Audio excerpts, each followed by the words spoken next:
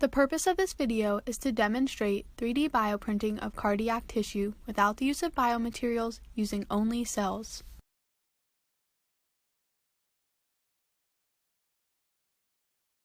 Firstly, cardiomyocytes, endothelial cells, and fibroblasts are isolated, counted, and mixed at desired cell ratios.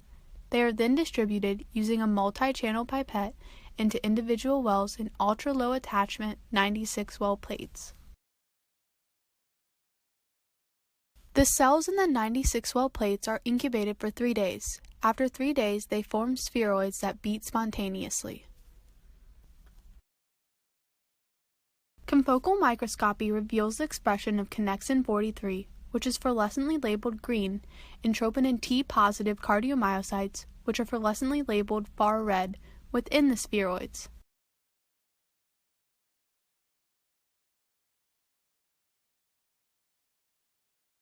The 96-well plates containing the spheroids are then loaded into the 3D bioprinter. The 3D bioprinter starts by transferring the 96-well plate to a location just beside the needle array using a moving platform. The 3D bioprinter then inspects all the spheroids in the 96-well plate to obtain relevant data regarding each spheroid, such as its diameter and its shape.